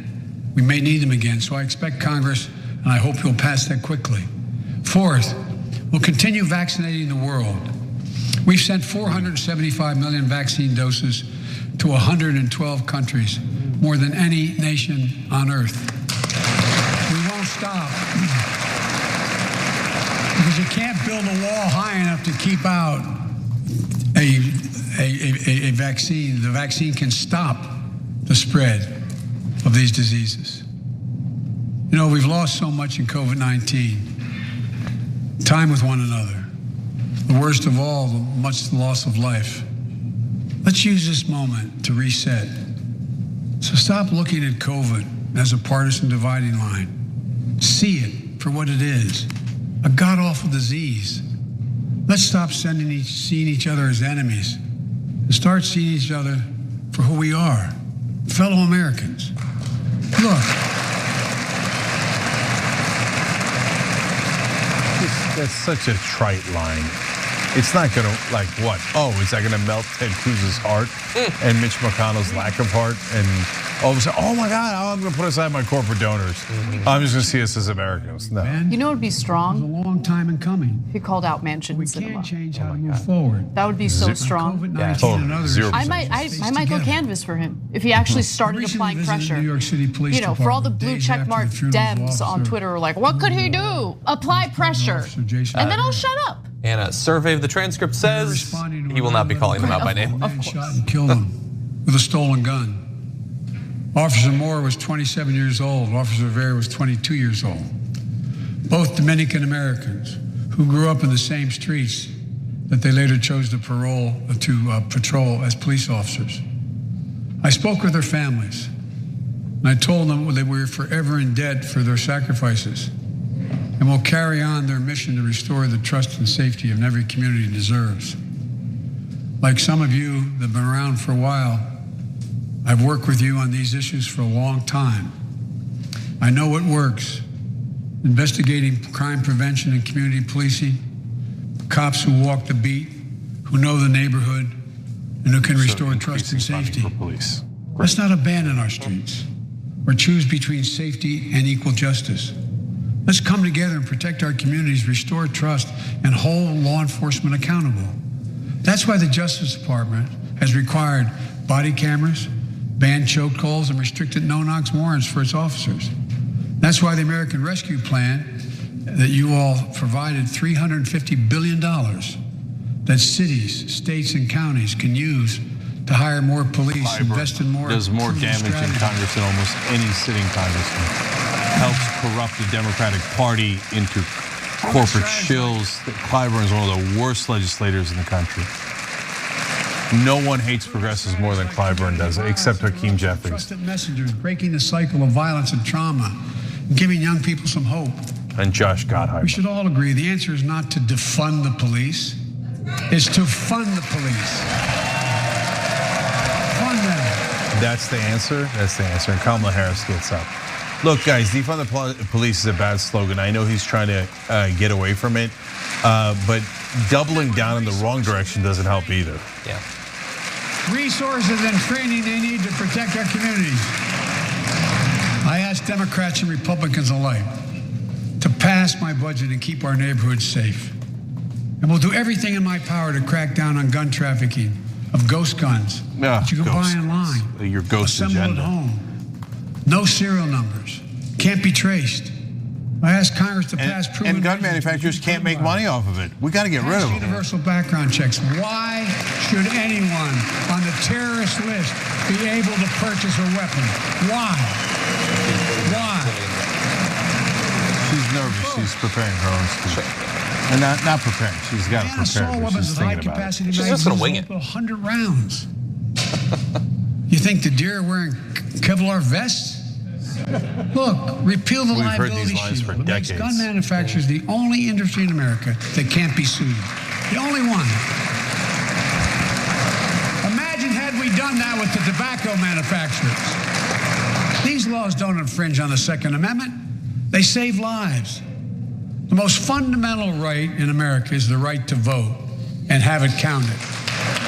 And look, it's under assault. In state after state, new laws have been passed.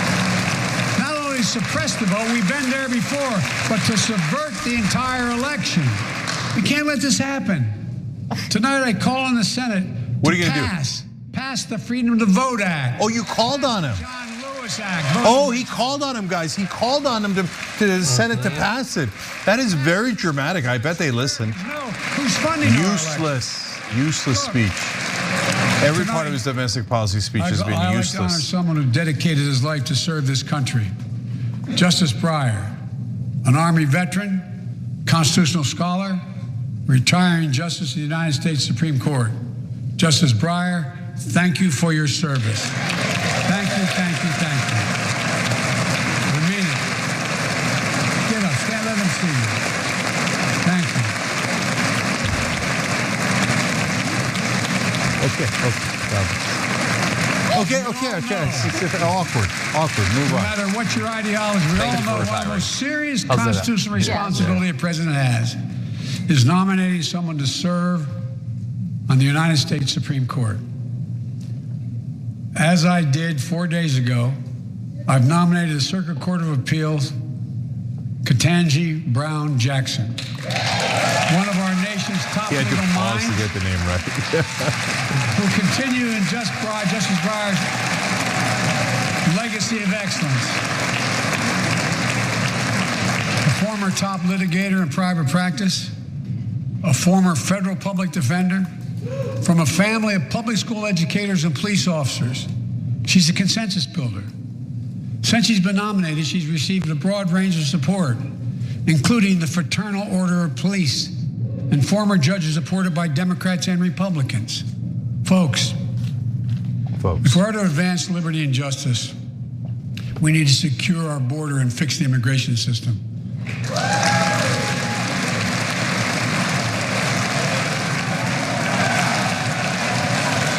No, this speech is so full of fluff.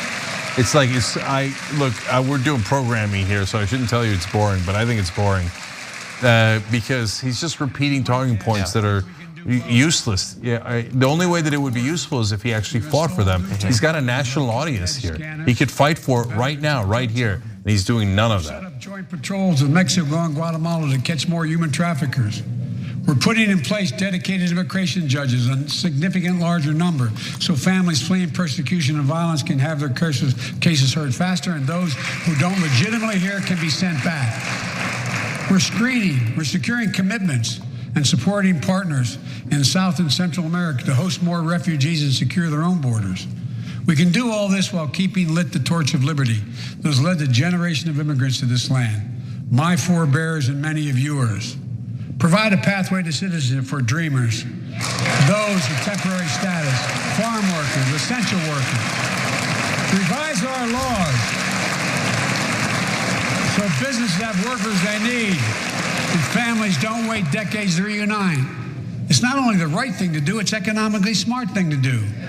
That's why the immigration reform is supported by everyone from labor unions to religious leaders to the U.S. Chamber of Commerce. Let's get it done once and for all. Just whooped about the U.S. Chamber of Commerce. I mean, I'm probably surprised there all weren't of more of them. Right?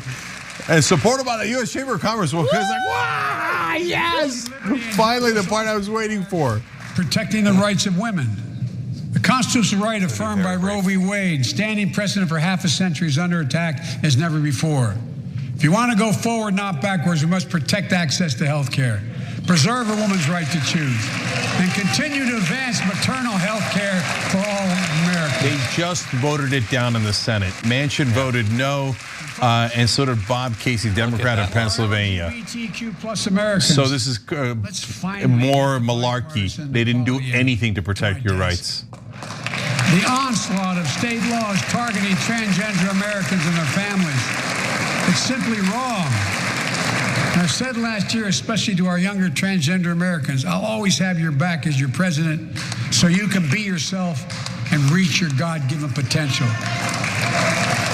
Folks, I thought he was going to say, so you can do whatever the goddamn thing you want. I was like, all right, okay. As I've just but I like that he said God-given potential regarding transgender Yeah, people. that was intentional. That was a good line. We do agree on a lot more things than we acknowledge. I signed 80 bipartisan bills into law last year. From preventing government shutdowns, to protecting Asian Americans from still too common hate crimes, to reforming military justice, and will soon be strengthening the Violence Against Women Act that I first wrote 3 decades ago. It's important. It's important for us to show the nation we can come together and do big things. So tonight I'm offering a unity agenda for the nation. 4 big things we can do together, in my view. First, beat the opioid epidemic. There's so much we can do. Really? Increase funding for prevention, treatment, harm reduction and recovery. Get rid of outdated rules and stop doctors. Progressives are up in the rafters. That's kind of symbolic. AOC, Rashida Tlaib, Ayanna Pressley. Stop the flow of illicit drugs by working with state and local law enforcement to go after the traffickers. Not ironic, And if you're symbolic. suffering from addiction, You should know you're not alone. I believe in recovery, and I celebrate the 23 million Americans in recovery. Second, let's take on mental health. Yeah, wow. Especially among our children whose lives and education have been turned upside down. The American Rescue Plan gave schools money to hire teachers and help students make up for lost learning. I urge every parent to make sure your school does just that. They have the money. We can all play a part. Sign up to be a tutor or a mentor. Children were also struggling before the pandemic. We're at the sign up to be a tutor stage of the speech. Like, what are you trying to fill an hour and a half, dude? You could wrap it up and let's like. Here tonight with us has shown we must hold social media platforms accountable for the national experiment they're conducting on our children for profit. Wait, hold who accountable? The social media platform. She's, remember the one that from got it. The whistleblower from Facebook? Thank you. Yeah, we must hold them accountable. I mean, wouldn't it be great if there were people in the room who could do just that? Yeah, but I can't spot any. Ban targeted advertising to children. Demand tech companies stop collecting personal data on our children. And let's get all Americans the mental health services they need. More people can turn for help and full parity between physical and mental health care if we treat it that way in our insurance. Look. Just empty words, guys.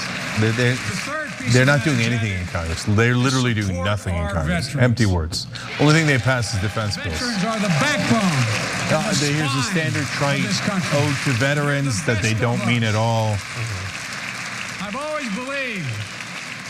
At least he's not giving the fake shallow ode to veterans and then sending them directly into war for the most part. When they come home. That's good.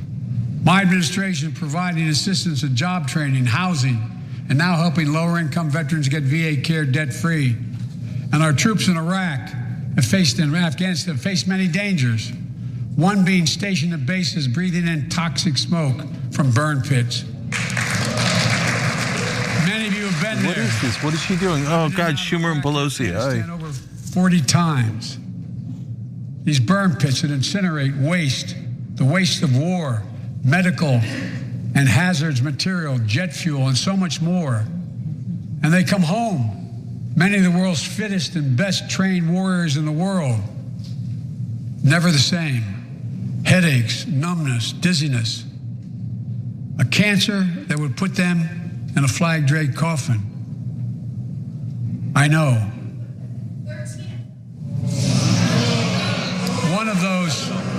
One of those soldiers was my son, Major Bo Biden. I am guessing that is Marjorie Green talking about the 13 soldiers who died in Afghanistan. That his hooch was near.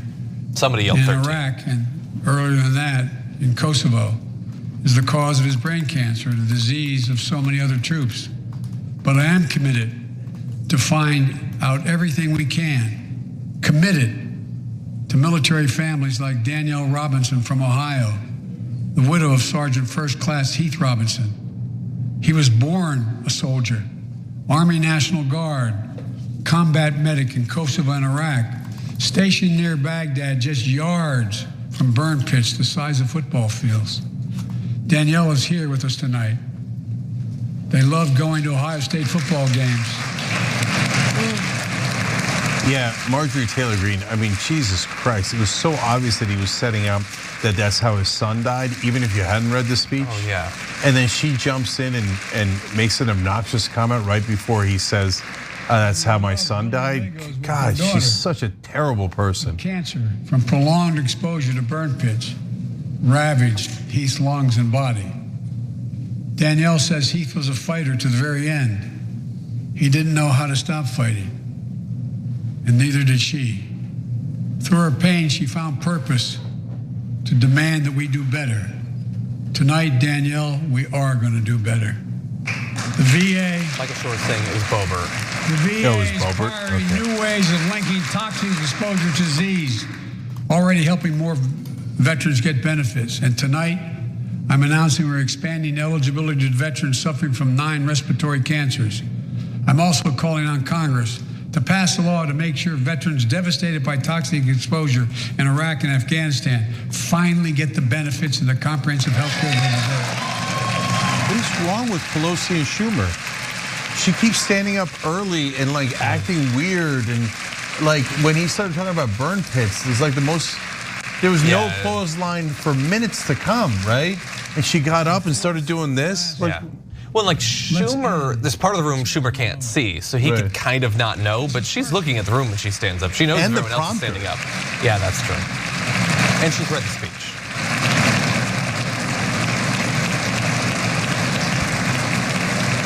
Look, I don't mean to be ageist. They're just too old. They've been there for so long, backed by corporate donor money. Oh, that's every time they show the crowd, it is the oldest gathering in America. Someone you love. Yeah. Husband, wife, son, daughter, mom, dad. Cancer is the #2 cause of death in America, second only to heart disease. Last month, I announced the plan to supercharge the cancer moonshot that President Obama asked me to lead 6 years ago.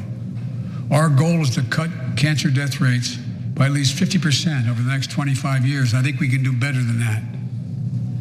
Turn cancers from death sentences into treatable diseases. More support for patients and their families. To get there, I call on Congress to fund what I call ARPA-H, Advanced Research Projects Agency for Health. Patterned after DARPA and the Defense Department. Projects that led in DARPA to the internet, GPS, and so much more to make our forces more safer and be able to wage war with more clarity. Running out of energy. ARPA will have a singular purpose: to drive breakthroughs in cancer, Alzheimer's and diabetes, and more. A unity agenda for the nation. We can do these things. It's within our power. And I can't do anything because this son of a bitch. Yeah, call him out. My fellow Americans, tonight, such a disgusting goon. We've gathered in this sacred space, the citadel of democracy, in this capital. Generation after generation of Americans have debated great questions amid great strife and have done great things. We fought for freedom, expanded liberty, debated totalitarianism and terror. We built the strongest, freest, and most prosperous nation the world has ever known. Now is the hour, our moment of responsibility, our test of resolve and conscience, of history itself. It is in this moment that our character of this generation is formed. Our purpose is found. Our future is forged. Well, I know this nation. We'll meet the test, protect freedom and liberty, expand fairness and opportunity, and we will save democracy. As hard as those times have been, I'm more optimistic about America today than I've been my whole life, because I see the future that's within our grasp, because I know there's simply nothing beyond our capacity. We're the only nation on earth that has always turned every crisis we faced into an opportunity. The only nation that can be defined by a single word, possibility. But not the right kind so of on this night, on our 245th year as a nation, Fox News audience. I've come to report on the state of the nation, the state of the union. And my report is this: the state of the union is strong because you, the American people, are strong. We are stronger today. We are stronger today than we were a year ago. And we'll be stronger a year from now than we are today. This is our moment to meet and overcome the challenges of our time. And we will, as one people, one America, the United States of America. God bless you all, and may God protect our troops. Thank you. Go get him. Go get him. Okay. Thanks, buddy. All right. So we're gonna do a summary of the State of the Union in a minute, but we got to give you Texas primary results before we do anything else. Okay, what do you got? I mean, we have a little bit of an update, but not much. So the last I checked, in the Cisneros versus Cuellar race, we were up to 55%. So I think we've moved up by 3 percentage points, and Cisneros is at 50.6% to 44.8. So effectively the same. We've moved up just a couple of percentage points. Okay, I want to just pause on that for 1 second though. Guys, so that race is really important because we've talked about the progressive versus a very conservative Democrat, a corporate Democrat, a Democrat who's up on corruption charges by the FBI. But in terms of the results, it would be great if she finished above 50%. So if it was just a normal race where there was no potential for a runoff, I would say, a 6-point lead is not the most comfortable lead with about 55% reporting, but not bad, not bad. That'll probably hold, right? But she's barely above 50%, so that could mean a runoff if she slips under 50%. And so that means with 45% left to report, that's gonna take a long time before we figure out if she's gonna win and if she's gonna have a runoff or not. Right, okay, so you were saying. Yeah, so let's see. In the 15th district, Ruben Ramirez is now up. Previously, Michelle Vallejo, I believe, had been leading very early on when we only had a couple of percentage points. Now she is actually down quite significantly, in 3rd place actually, narrowly. And she's generally considered the most progressive of the candidates in that race. So losing there, Greg Casar, we already have effectively called that. Jasmine Crockett is still at 46.3% in the 30th district with 55% of the vote reported. So Greg Casar was expected to win, which is very rare for a progressive. But he has won. I called it before the State of the Union began because the numbers were overwhelming and fairly obvious. But he's also going to comfortably come above 50%, so he won't need a runoff. So he's not the biggest fire-breathing progressive, but he's a progressive and wins comfortably. So God bless. We'll take that win. Cisneros is leading. So if just those two won, it'd still be a really good night for progressives. And obviously we've got some mixed results elsewhere. John, is there anything else you wanted to update on? Yeah, one as of right now. So in the new district, many of the districts have been changed since the last go round. Lloyd Doggett, who had previously been the incumbent in a different district, up very significantly over Donna Imam. Yeah, that's over. So he's going to win. There's going to be no runoff, and it turns out incumbents still have really good name recognition and positive enough branding. So that was a test of whether these new districts could really hurt incumbents, and apparently. And she has run before, so it gave you some reason to believe that perhaps she'd be gaining steam. Yeah, and Lloyd Doggett's a complicated guy, and he's done some really good things too. So it's not like, oh God damn it, he's not a Henry Cuellar, he's not a Josh Gottheimer or any guy like that. So that one's a little bit mixed, but apparently incumbents still holding strong, which is overall in the country not a great thing. Okay, so here's what we're gonna do, guys. We're gonna take a break because we've got reactions. Asher, I don't know, Asher's our producer. If the Republican response to the State of the Union is gonna start, we'll come right back into that. And then also Rashida Tlaib's got a response for progressives, which I love that she's doing that. We've got more Texas primary numbers, and we have to summarize Biden's speech for you guys. Let's take a quick break and come back and do all that. Thanks for listening to the full episode of The Young Turks. Support our work, listen ad-free, access members-only bonus content, and more by subscribing to Apple Podcasts at apple.co/TYT. I'm your host, Cenk Uygur, and I'll see you soon.